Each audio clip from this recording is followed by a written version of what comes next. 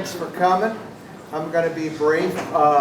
Today's presentation, Bill, Hart, I don't know what this is about. We're living down in southeast Missouri, but we're going to find out. Afterwards, we can make our way over to Keyboard Valley. We'll be set up for a little bit of mingle and a few snacks and drinks. So, again, thanks for coming. And Bill? Thank you. Thanks. The first time I gave this presentation was over at Fredericktown at the public library, and I got there and they had a big poster in the front window and had my name and the presentation name on it, and at the bottom it said "Best for Adults." And so I guess I have to tell you what I told them is don't get the wrong idea. It was intended to get your attention, but don't get the wrong idea about the presentation today. I just wanted to thank a few people ahead of this for really helping with the presentation. One is David James, who wrote this awesome book, Historic Hotels in Missouri, that he had most of the information that he'd gleaned from Missouri newspapers. Bob Mueller, who, when he heard that I was doing the presentation, gave me more information than I ever imagined on hotels, especially in St. Genevieve County. I want to thank Bob Worley, whose book I did purchase on the history of St. Mary. He had lots of fun information and photographs in there as well. I also got one of my photos from the Perry County Lutheran Historical Society. And I also, even though this is not a slide here, I constantly refer to the Commandant's Last Ride. So I appreciate your work that you did there, Bill, and that. Both of you, right? Well, yeah. So anyway, in the beginning, with a staggering 1,300 years of history, the Nishiyama Onsen Kyukan has been certified as the oldest hotel in the world by the Guinness Book of World Records. It's a gorgeous ryokan, or traditional Japanese inn, with a nearby unfathomable legacy. The hotel is nestled into the serene natural landscape of the Yamanashi Prefecture and offers access to a range of natural attractions in the immediate vicinity and the surrounding region. For those simply looking for a relaxing getaway, the inn also has plenty to offer with 6 different baths and a seasonal kaiseki cuisine of the mountains. The stunning landscape and impeccable amenities contribute to the hotel's incredible longevity. What is a hotel? A hotel is an establishment that provides paid lodging on a short-term basis. Facilities provided inside a hotel room may range from a modest quality mattress in a small room to large suites with bigger, higher quality beds, a dresser, a refrigerator, and even a kitchen. Upholstered chairs, a television, ensuite bathrooms complete the list of amenities. Small, lower-priced hotels may offer only the most basic guest services and facilities. Larger, high-priced hotels may provide additional guest facilities such as a swimming pool, a business center with computers, printers, and other office equipment, childcare, conference and event facilities, tennis or basketball courts, a gym, restaurants, day spas, the list goes on and on. Some hotels offer meals as a part of the room arrangement.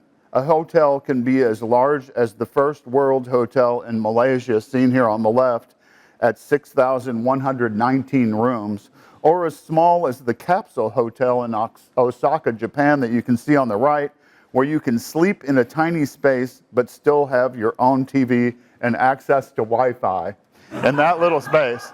It looks like the morgue to me for some reason. In the medieval period, tourism flourished primarily on the Iberian Peninsula, and pilgrimage routes proliferated in Spain and Portugal.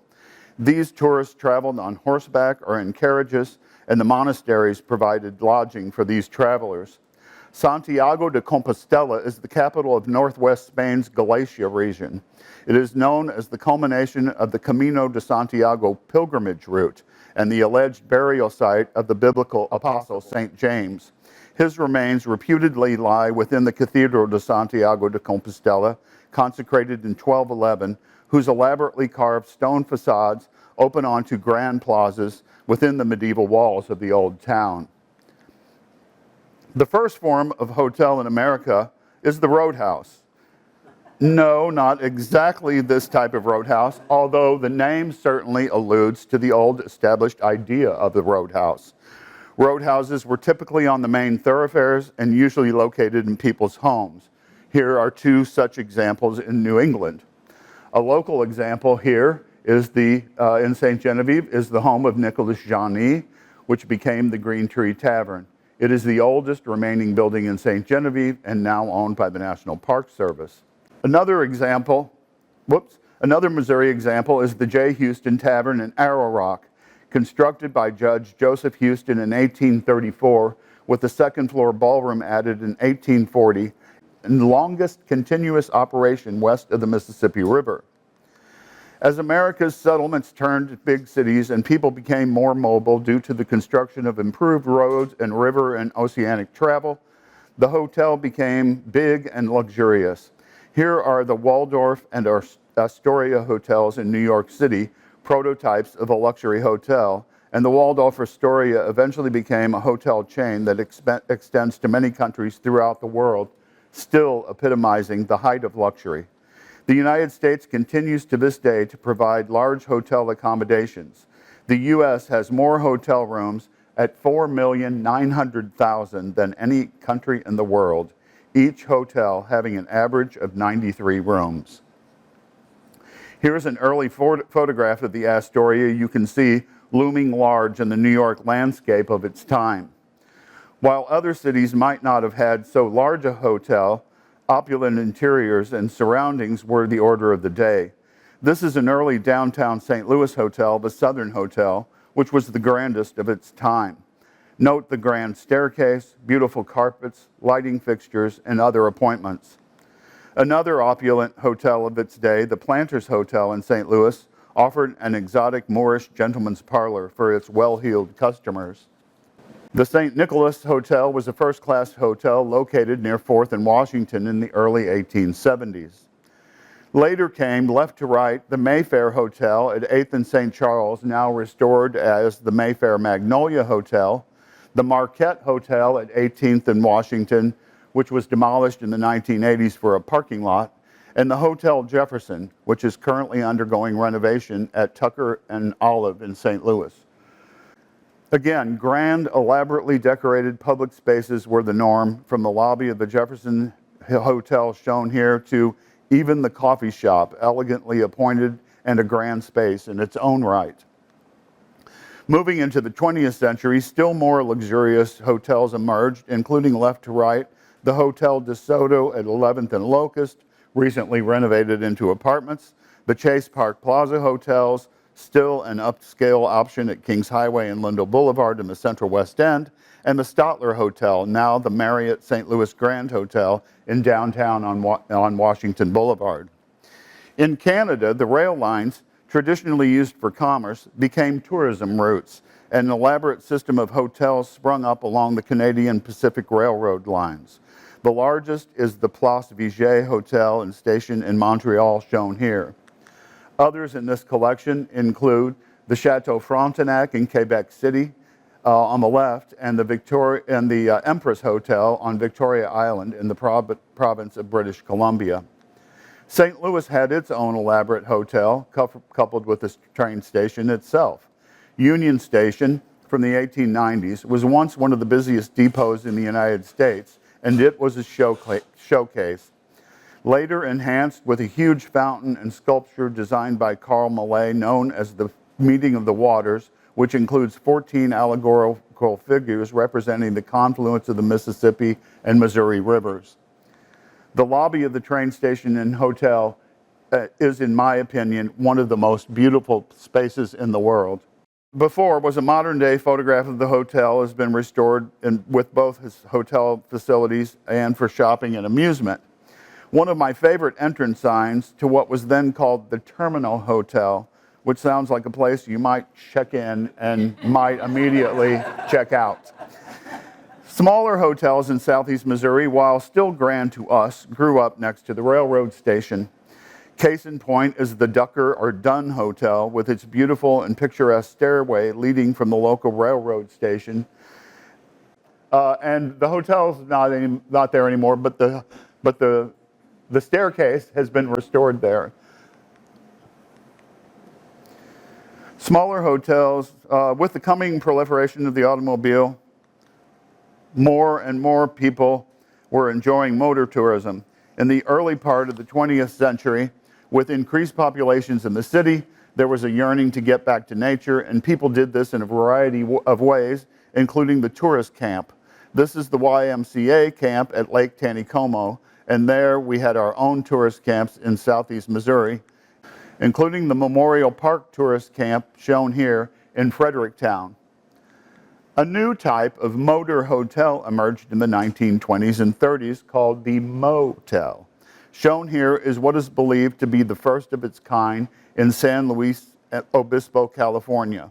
Opened December 12, 1925 as the Milestone Motel, it included among its tourist courts a service station, convenience store, and a restaurant. Here's an example in Cape Girardeau County called the Viaduct Court, which includes a centerpiece Texaco filling station. The earliest motels were actually referred to as courts, with small house-like units reminding the traveler of the comforts of home. Shown here is the infamous Streamline Motel Court, built by John Carr in 1941 in St. Louis County. At the Coral Court, the patron could discreetly enter their accommodation by driving directly into the attached garage, being the ultimate in no-tell, motel lodging. Later, the motel became a single linear building with doors facing a parking area.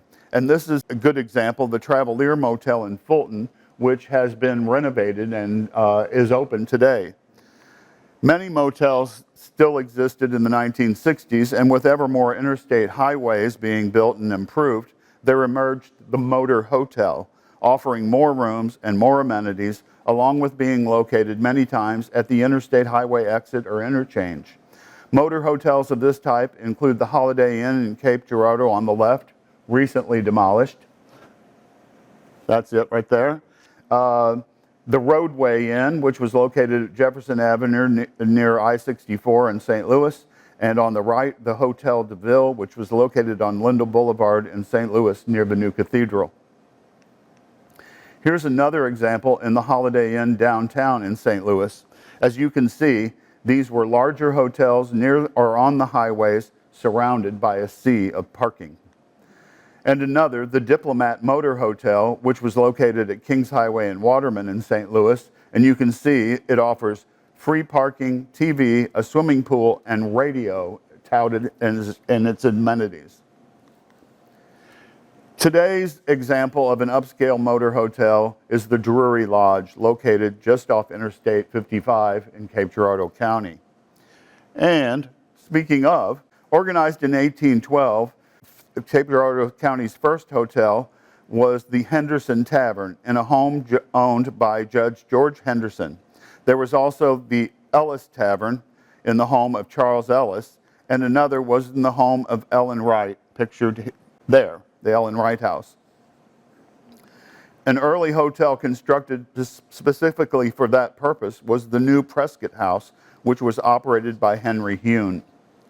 In 1843, Moses Block opened the Union Hotel, offering stabling near the steamboat landing. This is a picture of probably the grandest hotel in Cape County, the Riverview.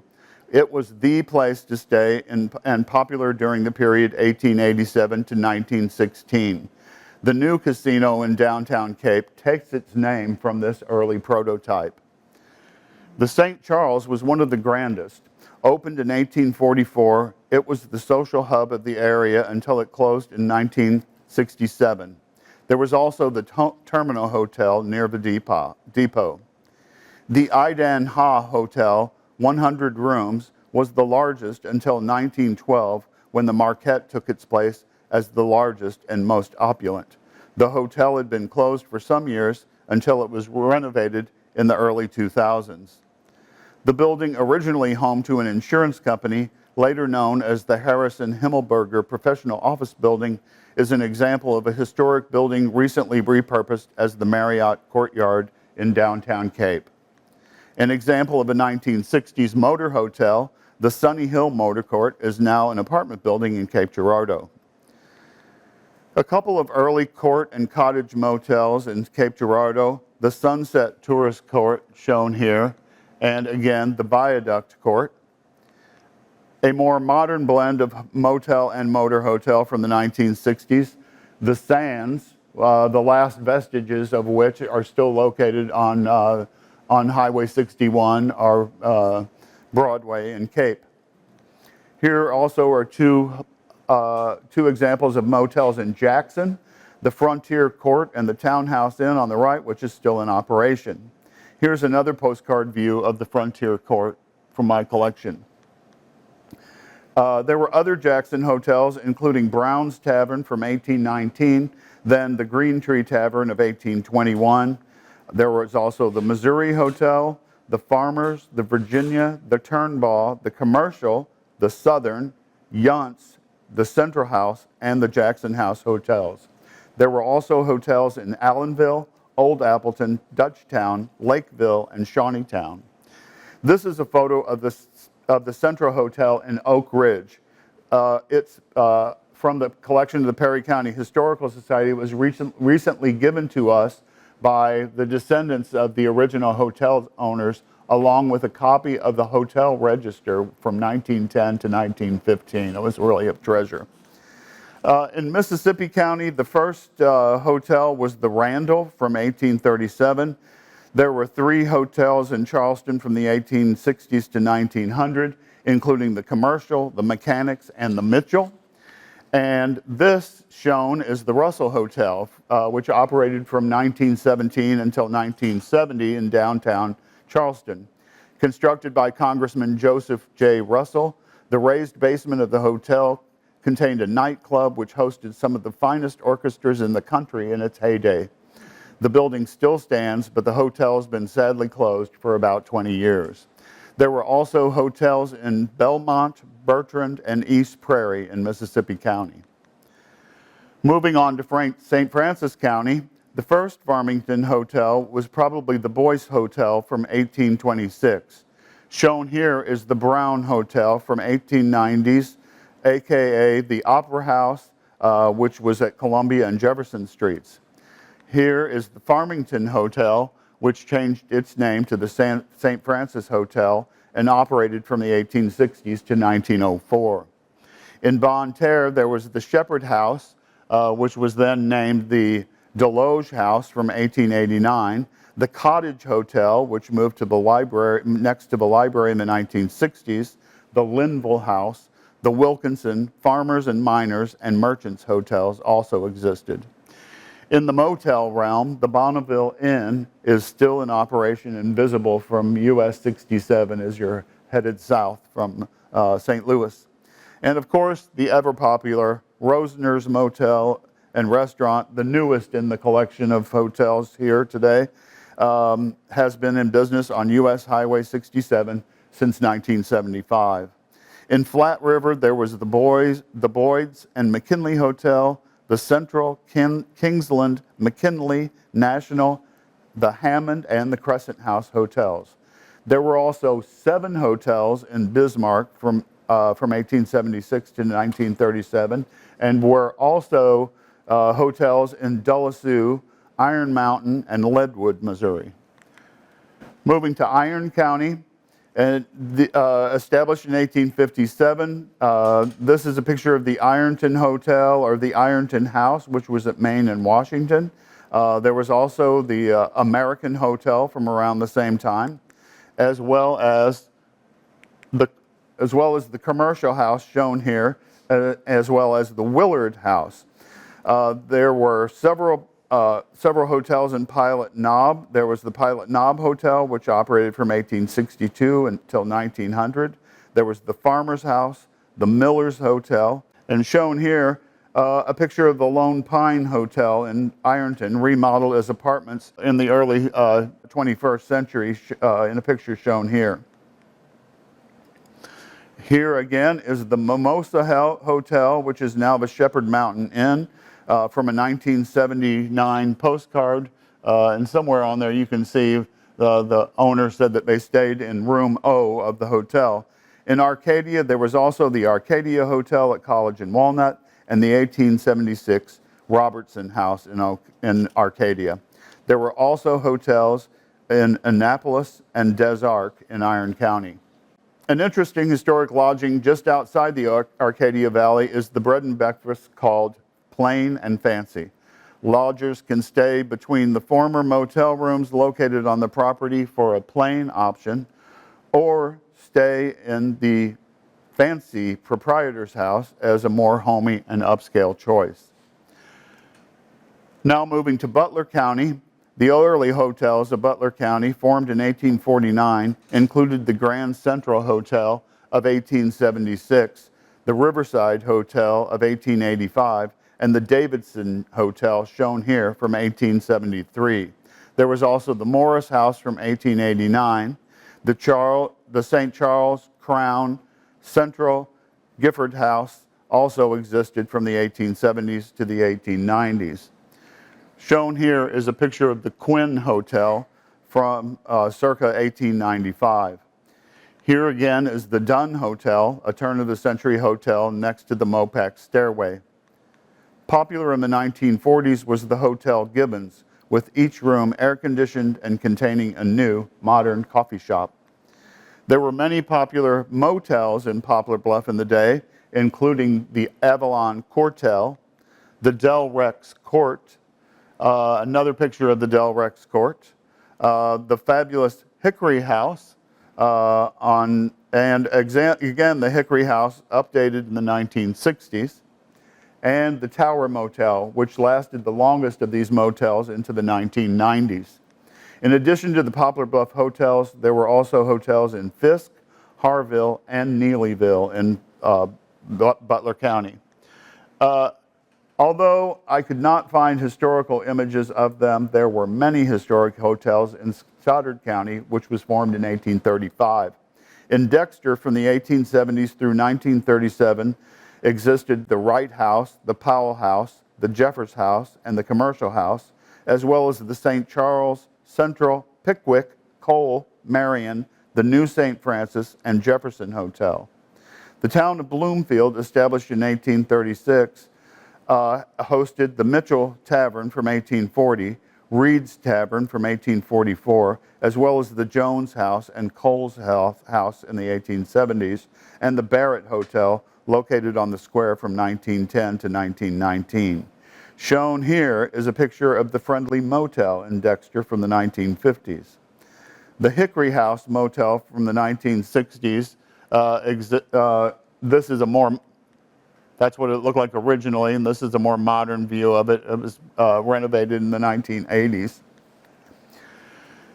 I have absolutely no images of hotels from Wayne County, but from the 1850s through the 1860s, 6 hotels existed in Greenville: the Bedwells, the Wilkinson House, the Wright House, the Central, the Commercial, and the Greenville hotels. In Piedmont, there were 7 hotels from the 1870s through the 1920s, including the Fraser House, the Grand Central, the Commercial, the American, and Piedmont hotels.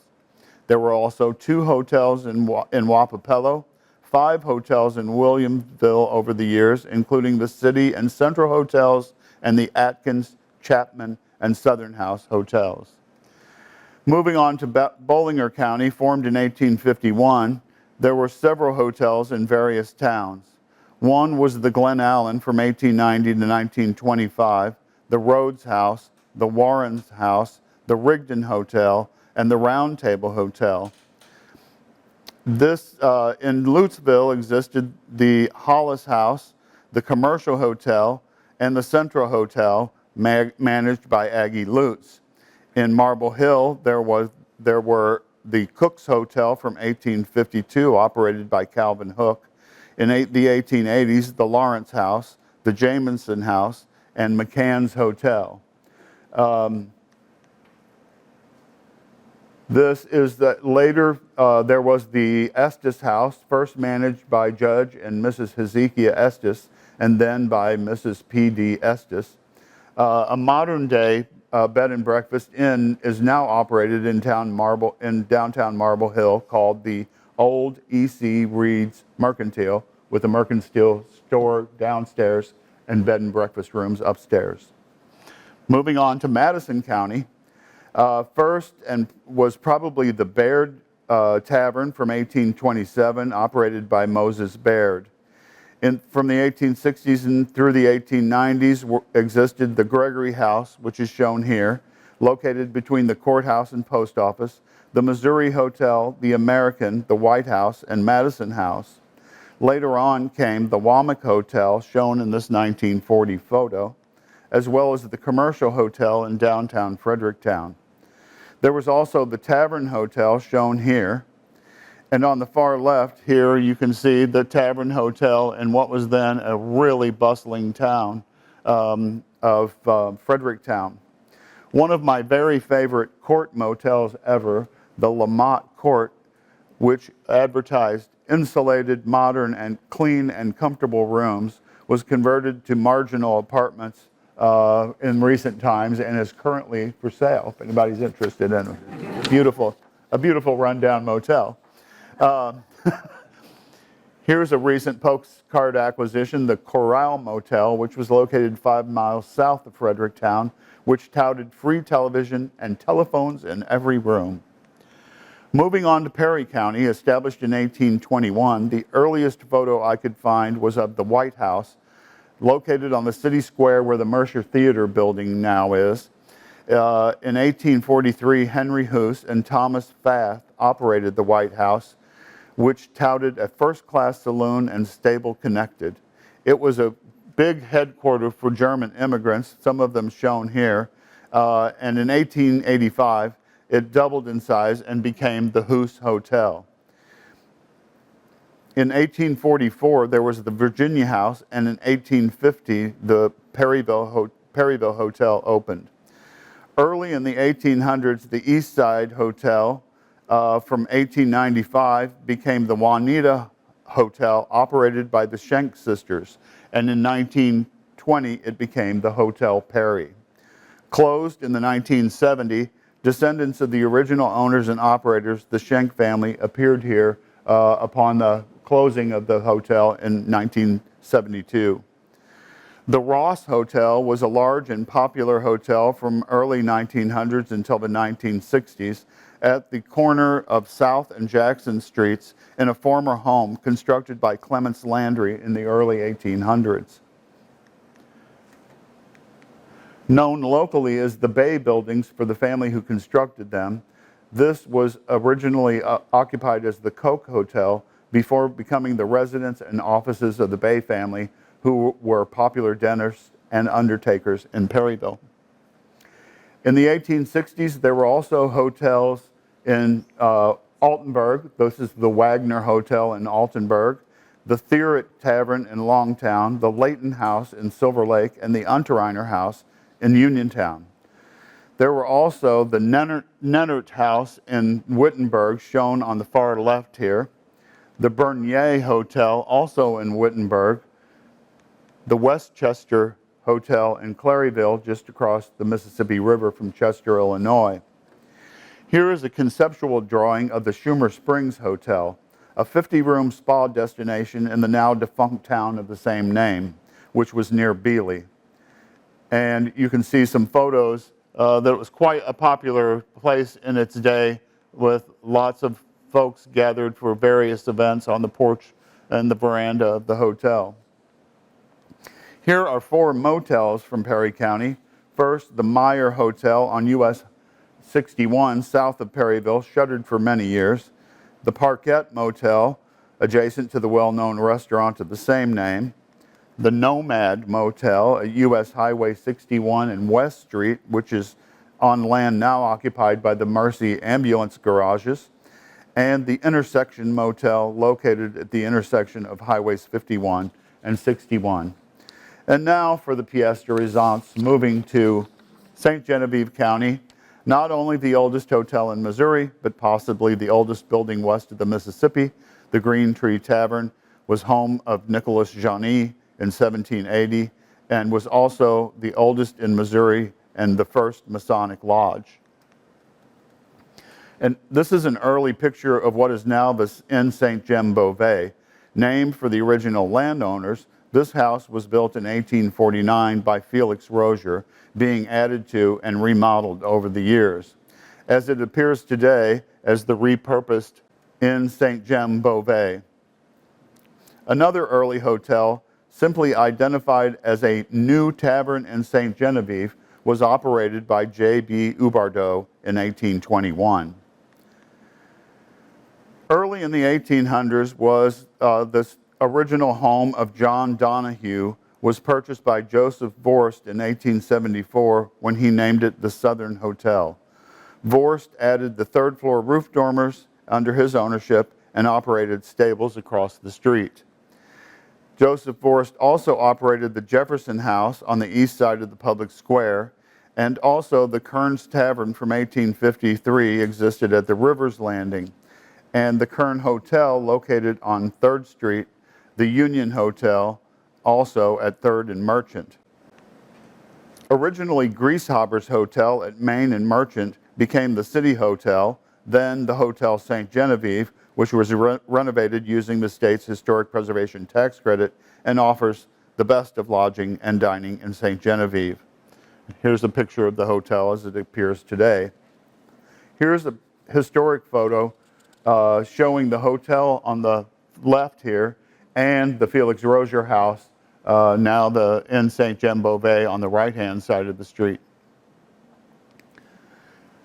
Myers Hotel was an original railroad hotel owned by Mary Meyer just across from the depot, which is now the Main Street B&B Hotel. Originally opened on November 9, 1882, shortly after it was under the proprietorship of William Baumstark, who married the widow Mary Meyer, whose husband succumbed to injuries sustained in an explosion at the Cone Mill down the street. While the construction date's unknown, the adjacent bar on the corner of Main and Washington was opened by Frank Herzog in 1915. Here is a contemporary picture of the hotel reincarnated as the Main Street B&B. Here's an interesting picture of the HAB from the Historic American Buildings Survey showing the Myers Hotel in the background there, but interesting in that the Henry Lecomte house is very visible here, still with its original dormers, attic dormer windows, porch and gallery on the front of the house. What became known as the Detchmendy Hotel began with this building on Main Street. It's believed to have been constructed sometime after 1815 by René Lemeilleur. It was deeded to the Sisters of Loretto in 1837. The brick portion of the building, believed to have been constructed in the 1820s, was raised during the restoration of Lemeilleur House in the 1960s, and the second story was also removed to restore the building to its original state. You can see a tiny bit of the brick addition to the right in this photograph when both buildings were incorporated as the Detchmendy.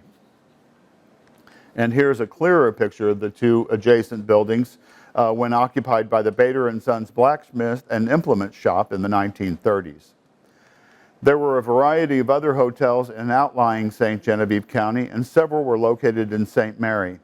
Here is a newspaper announcing the opening of the Myers Hotel with 19 rooms, which opened in 1882.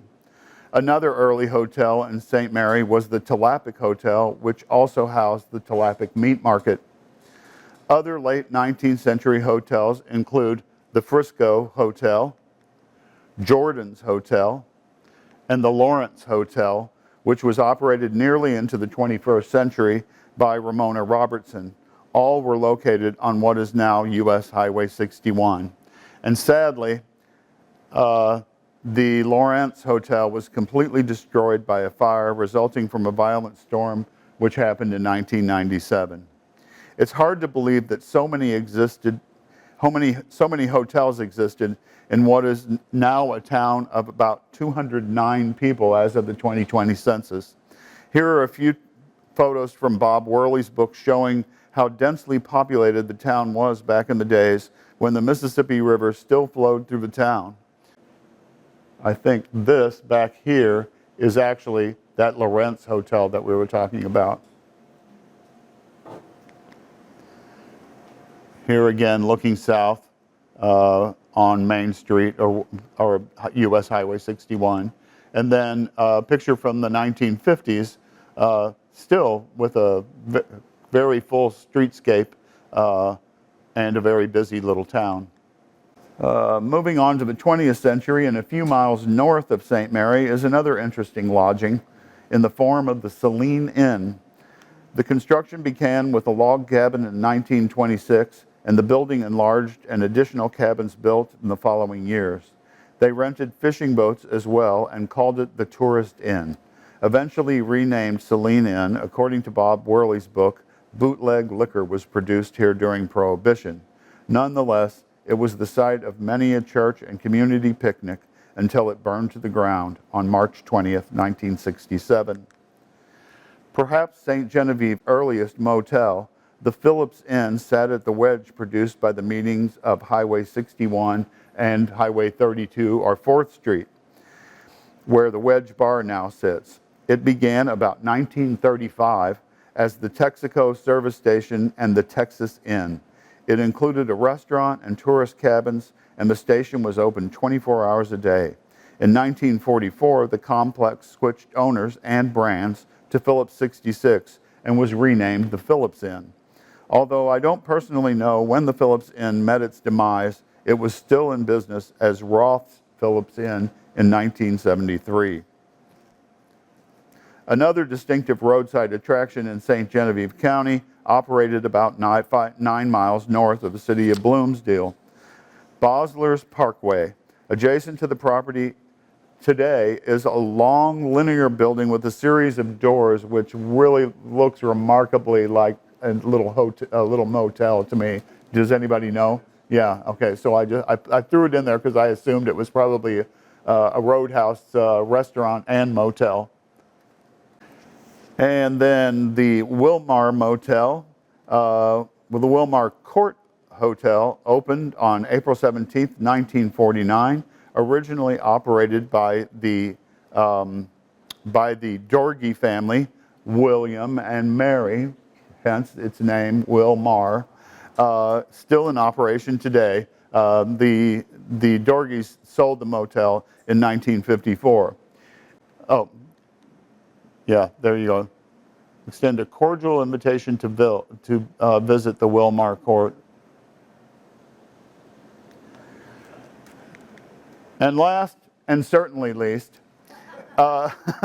is the lovely Triangle Inn, opened by Jan and Frank Carter in 1980. The motel complex also included the Chalet Inn, which opened in the late 1960s, serving henny penny chicken dinners for $1.49. The motel boasted 2 double beds, a TV in each room, and the chalet has recently been used in recent years as the local teachers union and now the laborers local union here in St. Genevieve County. But you can see here they're offering their chicken dinner for $1.49 and the 19-unit hotel, which boasts spacious accommodations, 2 double beds in each room, television, and other conveniences. So, I want to thank you for your attention today. I welcome any questions that anybody has about any of them, if I can answer them at all. And if I can't, Bob Mueller's here. Thank you. Thanks, Skip.